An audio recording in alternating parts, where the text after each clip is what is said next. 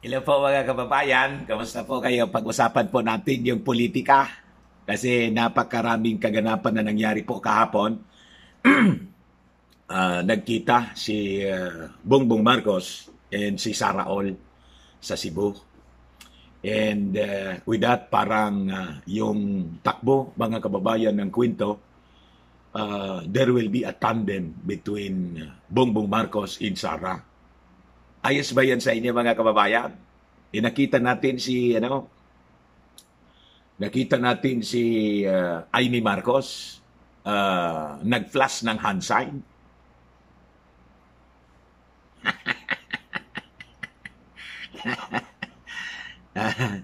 Ngayon, tingin niyo, matutuloy ba yung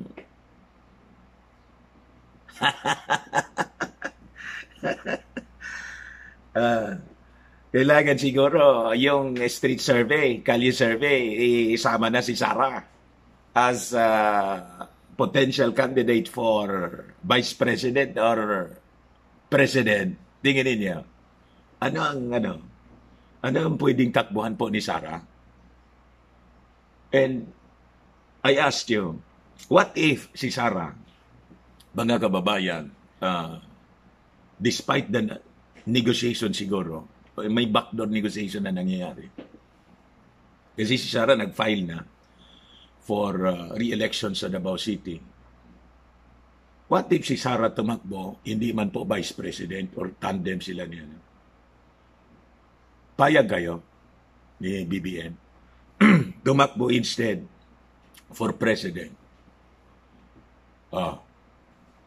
Sabi ko nga, maganda siguro isama, I appeal to the, I suggest to the group na nagsasagawa po ng street survey, kalye survey, kasi I think kahit yung mga Dutertes po, yung mga supporters ni Duterte, possibly nagsasagawa sila ng survey ngayon. Pag nakita nila, this is actually my analysis noon pa. Pag nakita nila na yung, di ba yung mga pinalabas na mga previous surveys ng False Asia at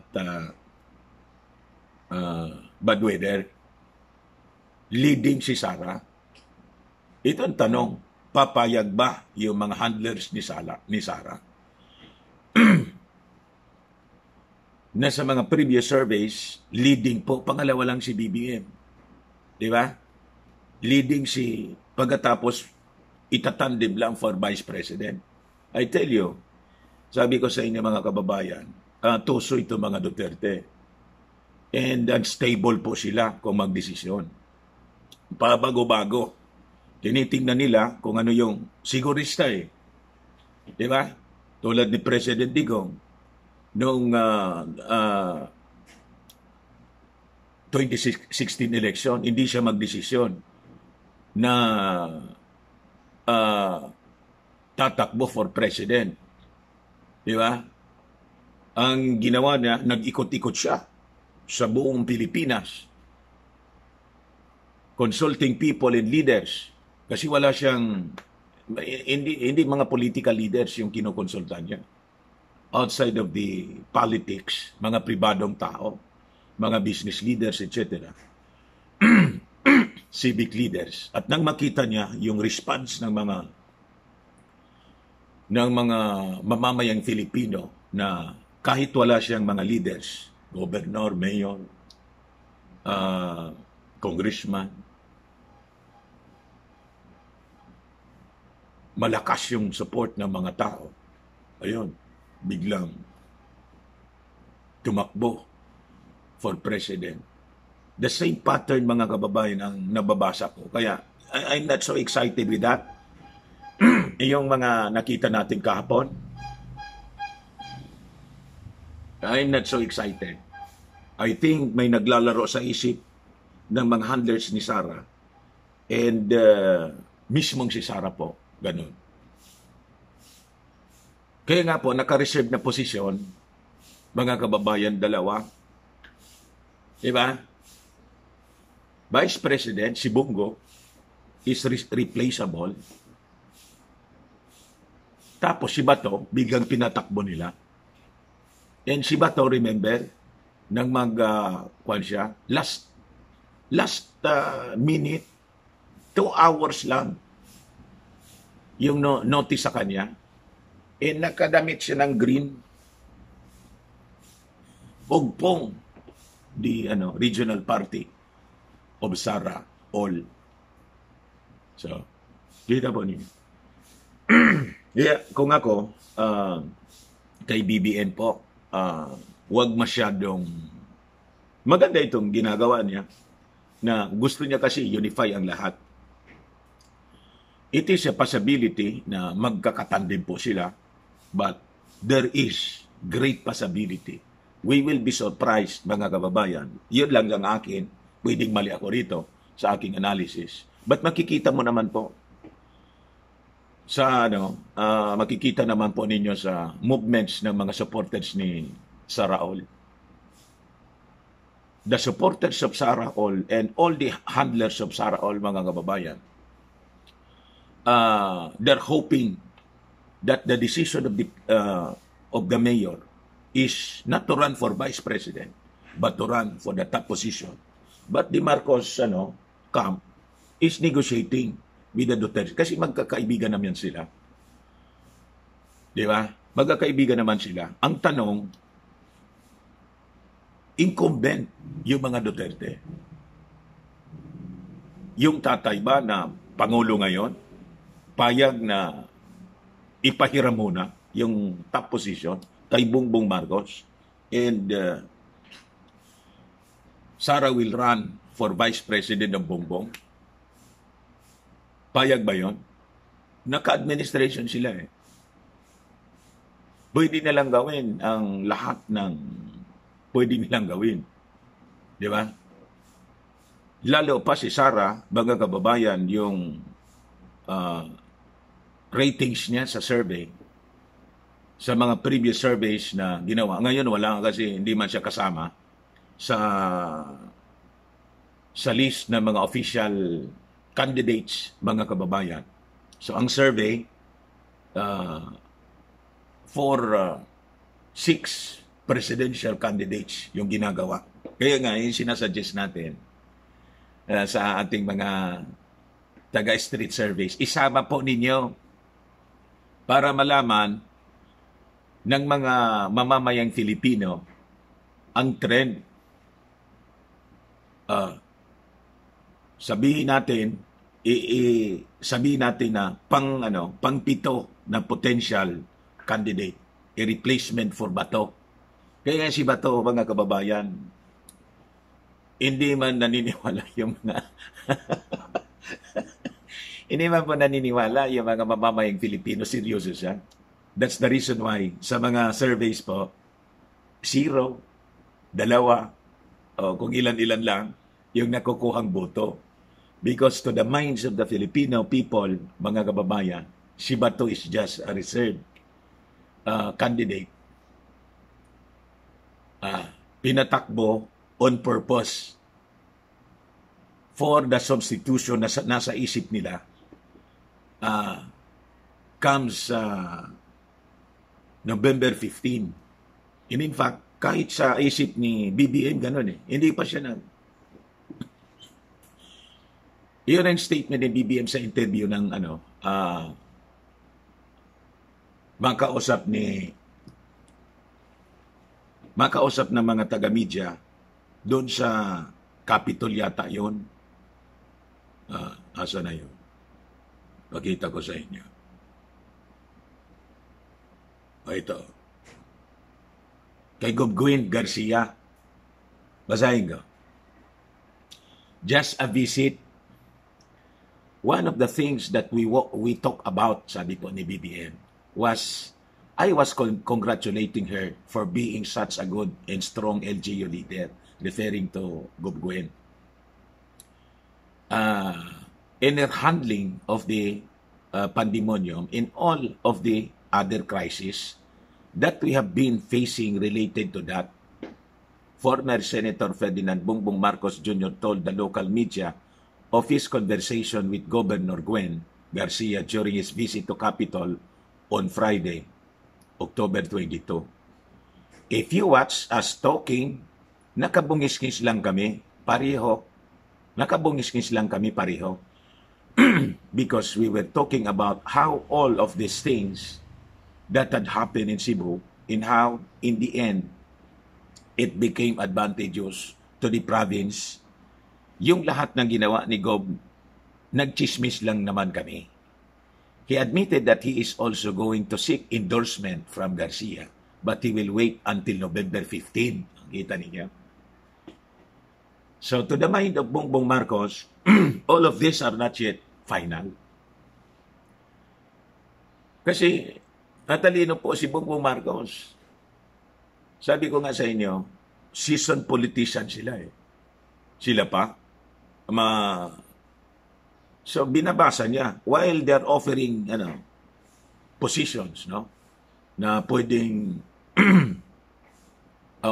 while they are negotiating with some people na maging kasama sa team. Pero siyempre tinitingnan nila ang mga possibilities from the mouth mismo ni Bongbong Marcos. Of course, open siya maging kay President Digong, kaya lang nag-atras na niya. Or kay Bongo, negotiating with Bongo, the possibility of a tandem of Bongbong Marcos. Si Bongbong Marcos definitely will not slide. Yun ang reading ko sa kanya. Stable yung kanya pong mga desisyon. Definitely, he will run for president. Ano man ang mangyari, he will run. Nakakasanay ka nga. So, dito sa ka-team, kung sino, would it be Sara as they're negotiating through Amy Marcos?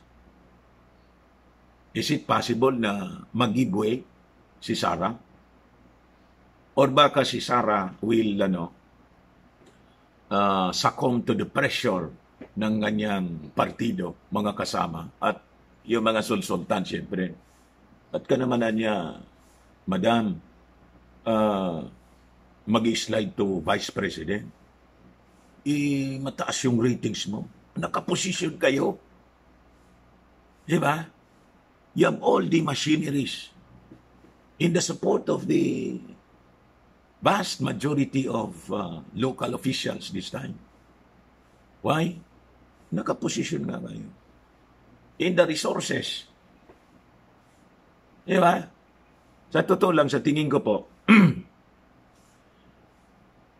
tinitingnan ng grupo ni Sara kung yung dating sinasabi ko sa inyong analysis natin. Kung po pwede na once si Sara tumakbo, yung na-deliver na boto kay President Digong ng 2016, not all of this, majority of this, Marcos supporters, kung madidivide nila yon. Pag nakita nilang madidivide nila yon, Sara will run for president. Sara will substitute Bato, mga kababayan. An endorsement from Governor Gwen for a presidential candidate, sabi po ni Bongbong, is very, very important because this is Cebu. So nakita ninyo sa mga statement ni Bongbong, definite siya. Walang makakatinag sa kanya, walang makaka-influence, mga kababayan, na outside forces, not even Sara run. If Sara would run for president, not for vice president of him. Yun ang magandang yung ang magandang leader na hindi natitinag sa anumang definite yung mahirap to yung unstable yung isip. Sa Bible po napakalinaw. James chapter 1 verse 8. A double-minded man is unstable in all his ways. Tandaan po ninyo. At makikita ninyo ang double-minded double-mindedness sa mga Duterte. Paiba-iba eh. Confusing. Sabi ko sa inyo, confusion, ang author ng confusion po, si Taning. You see? So, ang inclination nila, kay Taning, kaya nga po, tingnan ninyo, napakahirap po. Sabi ko sa inyo, if another Duterte would sit in the palace, I tell you, yung nangyari nga, it will be mandated po yung imamando po nila because this family belongs to the globalist cabal. Sabi ko sa inyo. So, because Cebu is very much a leader in terms of opinion generation in this part of the country, sabi po ni Pongpong, it's extremely important. But that's not what we talk about because there is still time. I know that everybody is waiting I know that everybody is waiting for at least November 15 when the list of candidates is final. Parang pare-pareho naman kaming lahat na kandidato. Sa ngayon, nag-aantay lang tayo sa November 15 kasi baka may mangyari pa, mahaba-haba pa ito. Anong reading ninyo? Ano yung mangyayari na nasa isip ni Bongbong? Ito ba ay yung possible tandem nila? Bongbong Sara? Or ang sinasabi mga kababayan ni Bongbong Marcos, tingnan natin kung ano yung mangyayari sa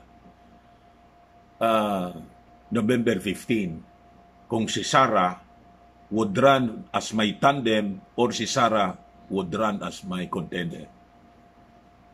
Anong reading po ninyo?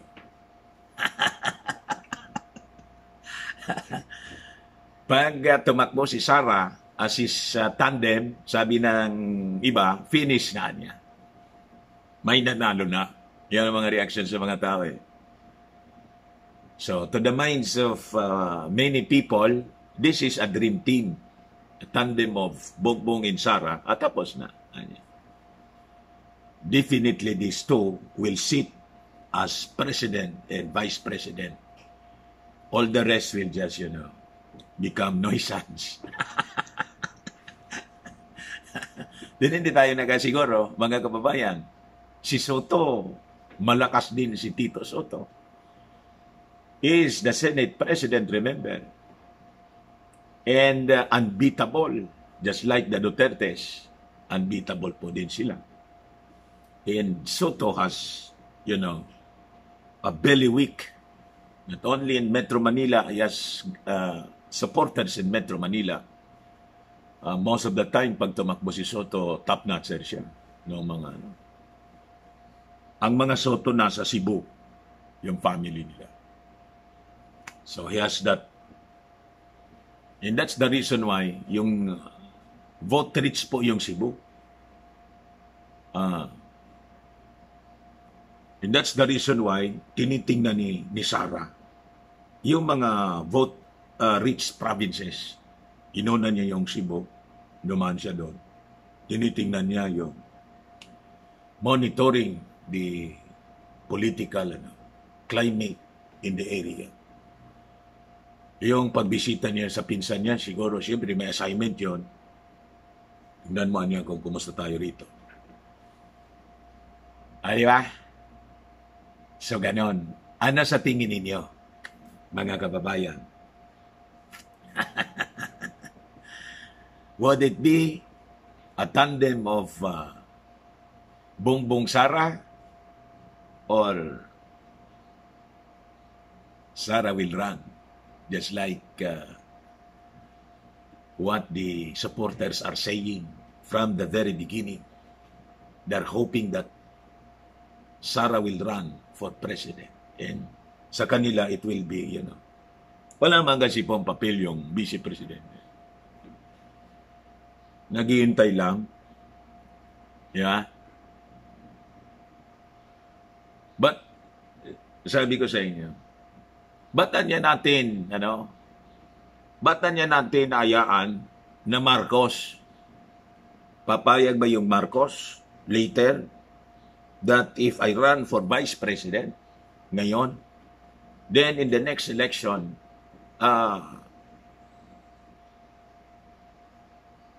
I'll be endorsed to run for President ni Bongbong Marcos? Naglalaro yun sa isip nila.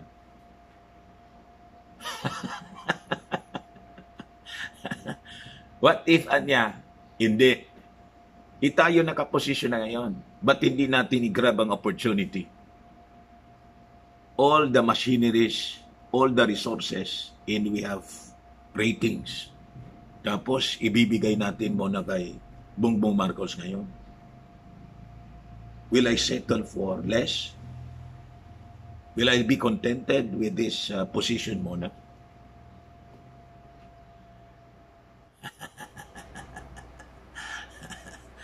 Ano tingin ninyo mga kababayan? Hintayin na lang po natin.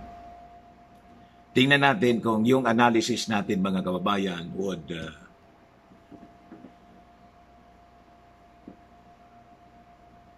would materialize. Pero tingnan ninyo, yung body language, kaya yung pag-file ni Sarah for mayor, hindi man siya seryoso noon. Talagang Sarah will run for national position. Magkikita mo sa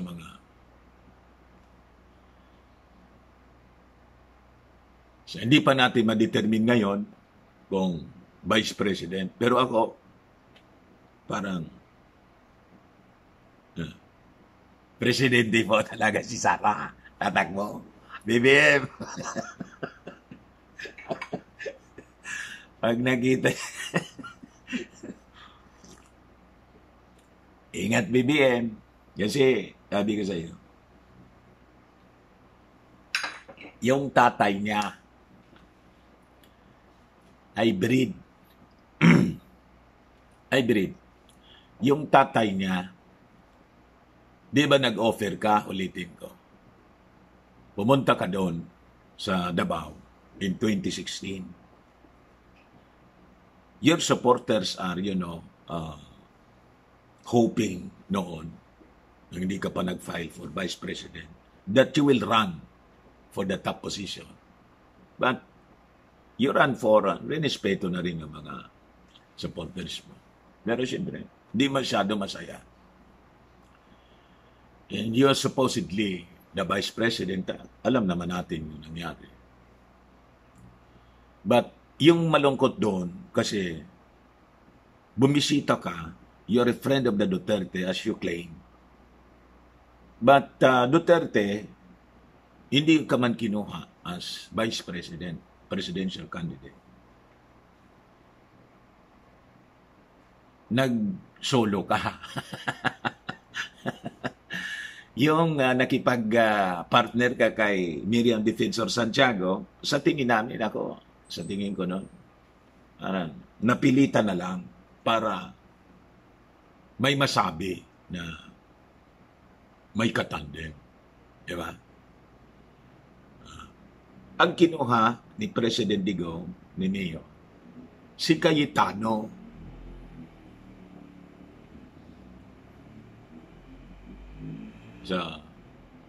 Sana may lesson ka na doon na napakahirap mag-trust. Di ba? Mahirap na magtiwala. Kaya nga yung sabi natin dito, mga kababayan, you just, you negotiate, but never assume na yun. Kasi unstable nga sila, unstable kung mag-isip. Double-minded kasi sila. Kaya nga, double yung reserve nilang posisyon. Double-minded. Yeah. You cannot trust a double-minded man. Napakalinaw ang sabi ng salita ng Diyos. James 1, chapter 8. A double-minded man is unstable in all his ways. All, as in all. Saraol, yung tugma.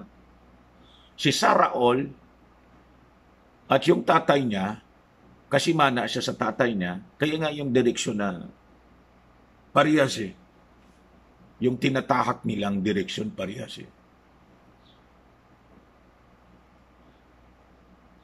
Sakto ito kayo eh. Saraol. A double-minded Sarah is unstable in all her ways. Ilagay ko na para malinaw sa pagkaintindi ng karamihan. So, kung ako sa inyo po, BBM, do not trust Sarah because Sarah is aiming the top position. She is not actually aiming for less.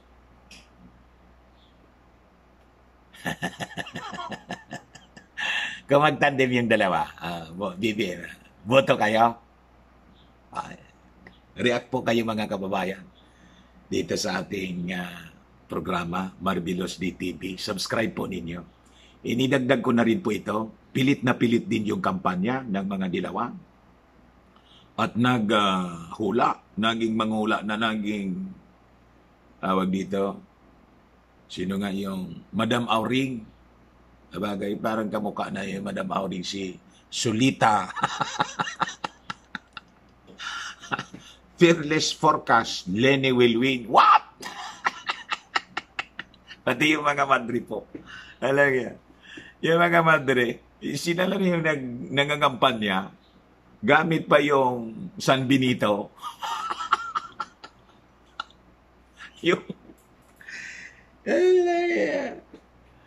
yung San Benito medal, nagdi-distribute sila, yung nakalagay na pink.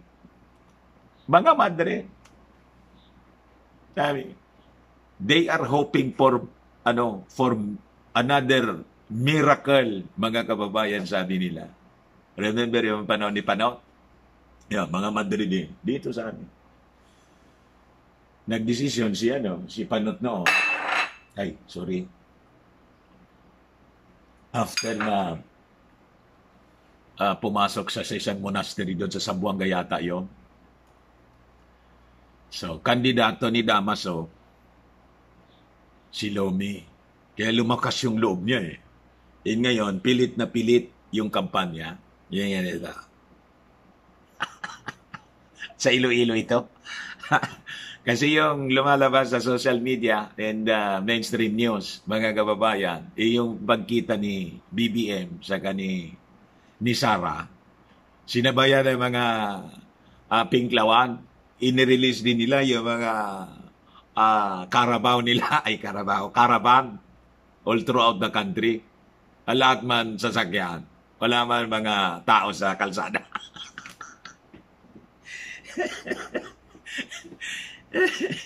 Para lang ma-feel ng tao yung ma-feel ng tao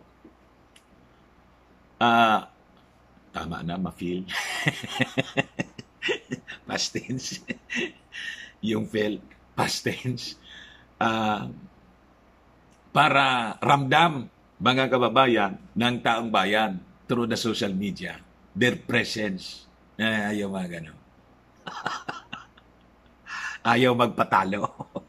Ito. Sabi ng mga nag-react dito, ilan kayaan niya? Magkano kayaan niya yung budget sa mga siklista? Siyempre, may budget siya. Baka tigpa 500 din,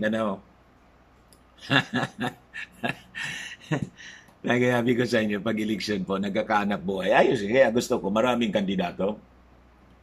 Para yung mga kandidato, si Manny, sigang pamigay ng money. Para naman yung mga naipon nilang yaman, mga kababayan, maiwagas, mai-distribute sa mga tao. At nagkahanap buhay, yung nyo. Ay, hanap buhay na sila. Bisikleta lang eh. Susuot ng pink. Solved na.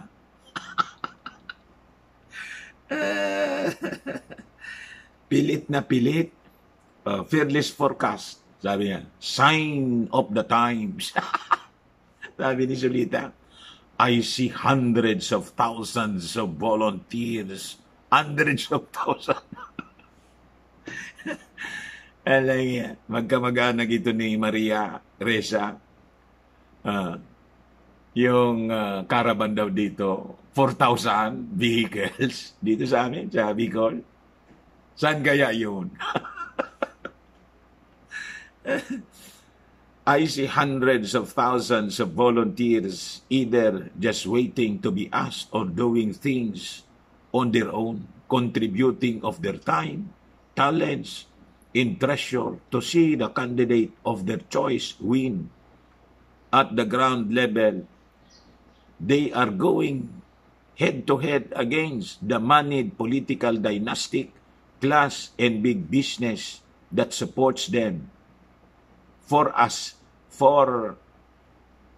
kid pro-co. Sabi po ni Sulita, ay, laos na. Pahinga ka na, Lola. Yan lang yan doon. Baka, tawag dito, baka na mapatanda ka lang, nananaginip ka siguro ng gising. Anyway, that is expected, mga kababayan. Na mga sinasabi po nila. And by the way pala, no, pumasok din sa isip ko yung hindi matunawan itong mga dilawan sa kakapropaganda tungkol doon sa Oxford diploma niya. No? Ano problema ninyo sa Oxford diploma ni BBM? Kung hindi ba, halimbawa na lang, kung hindi ba nagka-diploma si BBM sa Oxford, problema yon. Hindi na siya kwalipikado and has no right to, or ability to run as president or run the country. Ganun ba yun? Iyan daming mga kilala sa mundo na college dropouts, pero naging matagumpay. Si Zuckerberg, yung Mark Zuckerberg, Facebook, college dropout. In all the leaders of the world, sakop ng Facebook, dinidikta ng Facebook. It is not the education. It is what you learn on your tawag. Yung natutunan mo sa paligid, yun ang, di ba? Sino pa? O yung si Ibil. College dropout si Ibil. O tingnan ninyo, yung sinusunod ng mga leaders ng mundo. Anong problema ninyo doon? Si Steve Jobs, college dropout. These are just few names ng mga leaders ng mundo. Known personalities na naging matagumpay on their field and become influential. Si Bongbong pa, nakagraduate siya in known schools.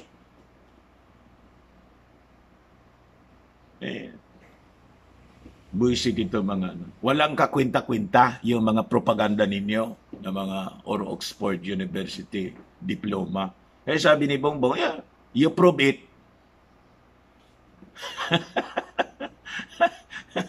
Kayo yung you question it. You question. Itong mga dilaw. Kaya hindi kayo umubra eh. Walang kakwenta-kwenta yung mga issue ninyo. Lahat recycle. Hindi na kasi umubra yung Marcelo.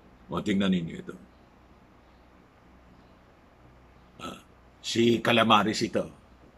Sabi ni Calamares, kung kaya mong magsinungaling tungkol sa Marcelo, Oxford pa kaya?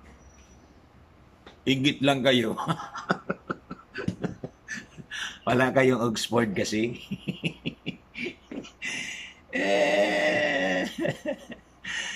Sabi ko sa inyo, Hindi man yan issue dito sa ating bansa. Tagal na ninyo dyan sa Congress. Ba't hindi nyo i-amend yung qualification ng President, able to read and write? Yan lang naman eh. You see? You question din, sabi ko nga, question kayo ng question, hindi kayo matunawan ng Oxford issue.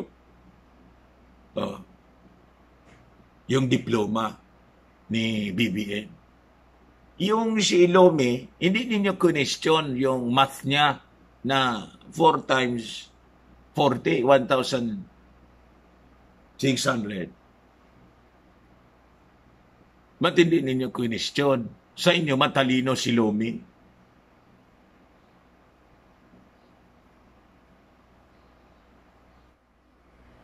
Sabagay po, may maganda rin na mangyari in case si Lomi po ay makaupo. Pero the power of Salamangkero. Yayaman ang todo dito yung pharmaceutical company na manufacturer ng Bonamin. Yung mga butika niyan, mga kababayan all over the country, wala nang ibang tinda, Bonamin.